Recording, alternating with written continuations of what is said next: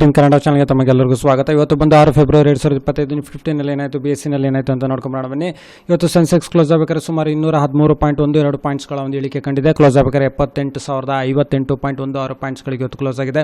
ಹಾಗೆ ನಿಫ್ಟಿ 50 ನೋಡೋದಾದ್ರೆ ಸುಮಾರು 92.95 ಪಾಯಿಂಟ್ಸ್ಗಳ ಒಂದು ಇಳಿಕೆ ಕಂಡಿದೆ. ಕ್ಲೋಸ್ ಆಗಬೇಕಾದ್ರೆ 23,603.35 ಪಾಯಿಂಟ್ಸ್ಗಳಿಗೆ ಇವತ್ತು ನಿಫ್ಟಿ 50 ಕ್ಲೋಸ್ ಆಯಿತು. ಹಾಗೆ ನಿಫ್ಟಿ 50ನಲ್ಲಿ ಯಾವೆಲ್ಲ ಕಂಪನಿಗಳ ಶೇರ್ಸ್ಗಳಲ್ಲಿ ಅತಿ ಹೆಚ್ಚು ಏರಿಕೆ ಆಗಿದೆ ಅಂತ ನೋಡೋದಾದ್ರೆ ಫಾರ್ಮಾಸ್ಯೂಟಿಕಲ್ ಕಂಪನಿಯಾದ ಸಿಪ್ಲಾನಲ್ಲಿ ಇವತ್ತು ಏರಿಕೆ ಆಗಿದೆ.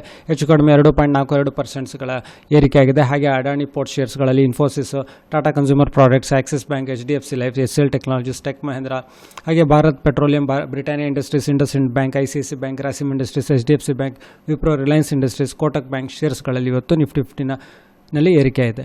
ಹಾಗೆ IPO ನೋಡೋದಾದ್ರೆ Chamunda electrical limited SME IPO ಇವತ್ತು ಕ್ಲೋಸ್ ಆಯಿತು. ಇವತ್ತು ಇದು ಒಂದಕ್ಕೆ ಒಳ್ಳೆಯ ರೆಸ್ಪಾನ್ಸ್ ಸಿಕ್ಕಿದೆ ಅಂತ ಹೇಳ್ಬೋದು. ಸುಮಾರು 551 ಪಟ್ಟಷ್ಟು ಇದು ಸಬ್ಸ್ಕ್ರಿಪ್ಷನ್ಸ್ ಆಗಿದೆ.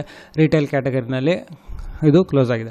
ಹಾಗೆ ಇನ್ನೂ ಒಂದು ಬಂದಿದೆ ready mix construction machinery limited SME IPO.